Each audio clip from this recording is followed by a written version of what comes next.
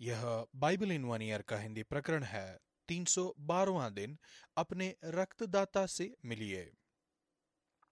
प्रथम विश्व युद्ध में एक युवा व्यक्ति घायल हो गया। जो डॉक्टर उनका इलाज करने आए थे, उन्होंने कहा, मुझे दुख है कि आपने अपना हाथ खो दिया है। युवा सैनिक ने जवाब दिया, डॉक्टर, मैंने इसे खोया नहीं, मैंने इसे दे दिया।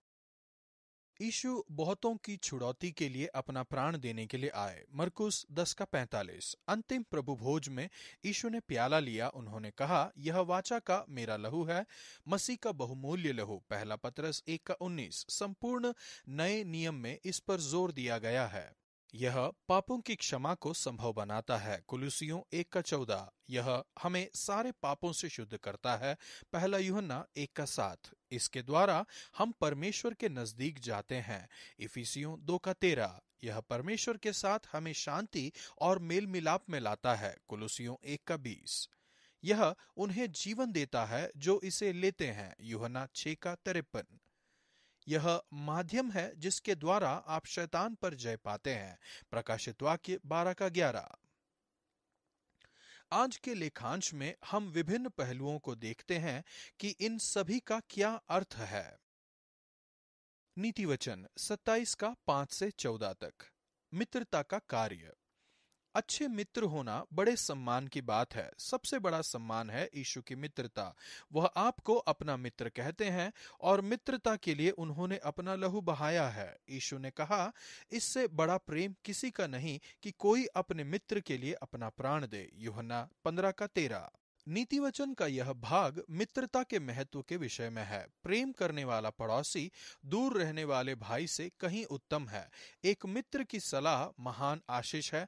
जैसे तेल और सुगंध से, वैसे ही मित्र के हृदय की मनोहर सम्मति से मन आनंदित होता है। अपने मित्र के प्रति ईमानदारी महत्वपूर्ण है। जो तेरा और तेरे पिता का भी मित्र हो, उसे न छोड़ना। एक अच्छा मित्र न केवल अच्छी बातें कहेगा, खुली हुई डांट गुप्त प्रेम से उत्तम है। नीतिवचन के लेखक आगे कहते हैं, जो घाव मित्र के हाथ से लगे वह विश्वास योग्य है। सच्ची मित्रता में निसंदेह सहमति शामिल है। मैं अपने अच्छे मित्रों का बहुत आभारी हूं जिन्होंने समय पर मुझे दर्द भरे सत्य बताए, हमेशा प्रेम में और महान संवेदनशीलता और अनुग्रह के साथ। यहाँ पर घाव का प्रतीकात्मक रूप से प्रयोग किया गया है, जो बताता है प्रेम में एक मित्रता की भलाई के लिए उसे भावनात्मक दर्द या दुख देना। किंतु आज के विषय के प्रकाश में यह इस तथ्य पर सोचने पर मजबूर करता है कि घायल करना शब्द का शाब्दिक अर्थ है लहू बहाना। यीशु के मामले में उन्होंने हमारा नहीं बल्कि अपना लहू बहाया। वह हमारे ही अपराधों के कारण घायल किया गया। यशायाह 53:5। मित्रता के कार्य में उनका लहू आपके लिए बहाया गया।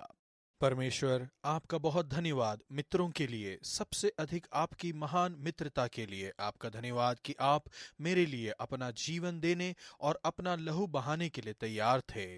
नया नियम इब्रानियों 9:1-15। एक स्पष्ट विवेक। बहुत से लोग बहुत सी बार उनके पास ऐसी कोई चीज होती है जो उनके हृदय में लटकती रहती है। ऐसा कुछ जो उन्होंने किया या कहा, जो वे सोचते हैं कि काश नहीं किया होता या कहा होता। कोई चीज जो उन्हें बार बार याद आती है और उन्हें डर लगता है कि कहीं पता न चल जाए। बिशप टॉम राइट लिखते हैं, यह जानना कितना अद्भुत है कि यीशु का बलिदान और इसके परिणाम स्वरूप बहाया गया लहू, इसमें सामर्थ है।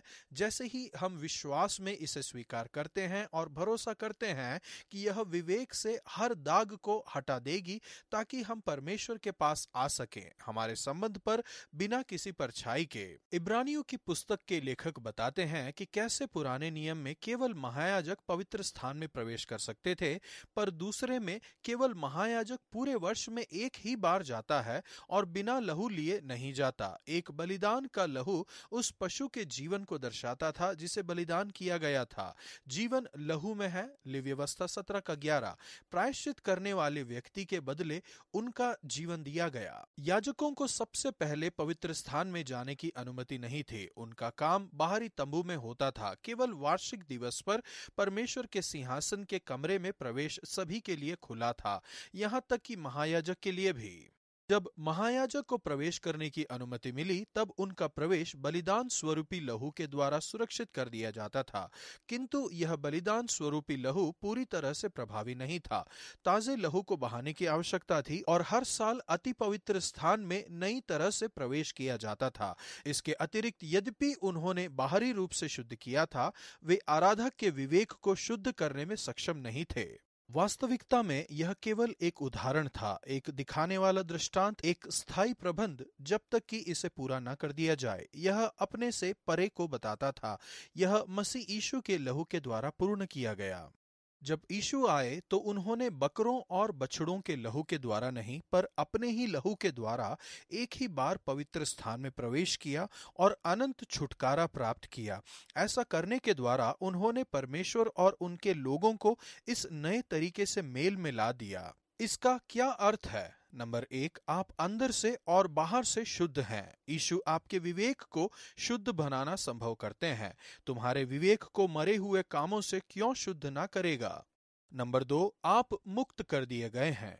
इसी कारण वह नई वाचा का मध्यस्थ है, ताकि उसकी मृत्यु के द्वारा जो पहले वाचा के समय के अपराधों से छुटकारा पाने के लिए हुई है, बुलाए हुए लोग प्रतिज्ञा के अनुसार अनंत मिरास को प्राप्त करें। पवित्र आत्मा और मसीह का लहू साथ साथ जाते हैं। जॉइस मेयर लिखती हैं, पेंतेकोस्त के दिन आत्मा नहीं उंडेला गया होता यदि कैलवरी के क्रूस पर लहू नहीं बहाया गया होता।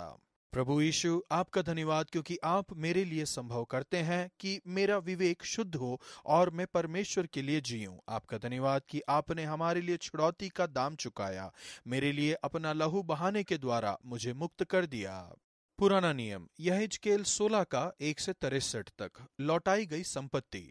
परमेश्वर आपसे प्रेम करते हैं। जो कुछ परमेश्वर करते हैं वह आपके लिए उनके प्रेम के कारण उद्गम होता है। इस भविष्यवाणी की प्रतीक कथा है उनके लोगों के लिए परमेश्वर के प्रेम का वर्णन एक पति का पत्नी के लिए प्रेम के रूप में किया गया है। मैंने फिर से तेरे पास से होकर जाते हुए तुझे देखा और अब तू पूरी स्त्री हो गई थी, इसलिए मैंने तुझे अपना वस्त्र ओढ़ाकर तेरा तन ढांप दिया और सौगंध खाकर तुझसे वाचा बांधी और तू मेरी हो गई। प्रभु यहोवा की यही वाणी है। परमेश्वर की आशीष में शुद्धिकरण शामिल है। रेशमी कपड़ा पहनाया जाना, सुंदरता देना, तृप्त करने के लिए भोजन, प्रसिद्धि और वैभव शामिल हैं। इसके बाद आने वाले दुखद शब्द हम पर लागू हो सकते हैं, एक व्यक्ति के रूप में या एक देश के रूप में, लेकिन तुम जो कुछ परमेश्वर ने किया उसके बावजूद वे भटक गए और परमेश्वर को नकार दिया। इसके बजाय वे अपनी सुंदरता पर भरोसा करने लगे और विश्वासघाती रूप से अपने यश का इस्तेमाल करने लगे। पाप की शुरुआत अक्सर अविश्वास से शुरू होती है, परमेश्वर के अलावा किसी दूसरी चीज में भरोसा करना। इसके कारण वे मूर्ति पूजा करने लगते हैं, परमेश्वर के अलावा किसी दूसरी चीज की आराधना करते हैं और फिर पाप को बढ़ाते हैं, अक्सर चंचल हृदय के कारण। पाप का परिणाम है असंतुष्टि और परमेश्वर का न्याय। तूने जो व्यभिचार में अति निर्लज्ज होकर अपनी देह अपने मित्रों को दिखाई और अपनी मूर्तों से घृणित काम किए और अपने बच्चों का लहू बहाकर उन्हें बलि चढ़ाया है, क्योंकि उसने लहू बहाया है इसलिए उसका लहू बहाया जाएगा। इस लेखांश में शब्द लहू 7 बार दिखाई देता है। वह उनके पापों की तुलना सदोम के पाप से करते हैं। वह यौन संबंध वाले पाप के विषय में बात नहीं करते हैं जो सामान्य रूप से सदोम से जुड़ा हुआ है। इसके बजाय वह लिखते हैं कि वह अपनी पुत्रियों सहित घमंड करती, पेट भर भर के खाती और सुख चैन से रहती थी और दीन दरिद्रों को न संभालती थी। अतः वह गर्व करके मेरे सामने घृणित काम करने लगी। वे किसी भी समृद्ध समाज के सामान्य पाप हैं। अक्खड़पन, अत्यधिक खाना और गरीबों और जरूरतमंदों की चिंता न करना। जब लोगों की कोई जरूरत नहीं होती है तब वे अक्सर परमेश्वर से दूर चले जाते हैं। उनका सबसे बड़ा पाप था गरीब और जरूरतमंदों की सहायता नहीं करना। फिर भी इन सभी चीजों के बावजूद परमेश्वर सोदोम को और उनके लोगों की संपत्तियों को फिर से लौटाने का वायदा करते हैं। वह एक अनंत वाचा का वायदा करते हैं। वह वायदा करते हैं कि वह पश्चाताप करेंगे। यह शब्द प्रायश्चित इब्रानियों में आज के लेखांश में भी मिलता है, जो वाचा के संदूक पर प्रायश्चित के आवरण के विषय में बताता है।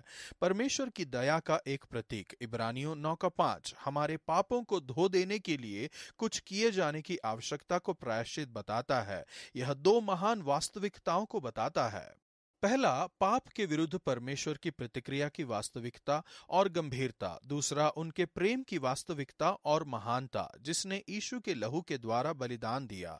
संत पौलुस ने लिखा, परमेश्वर के पुत्र ने मुझसे प्रेम किया और मेरे लिए अपने आप को दे दिया। गलातियों 2:20। यह इतना व्यक्तिगत है।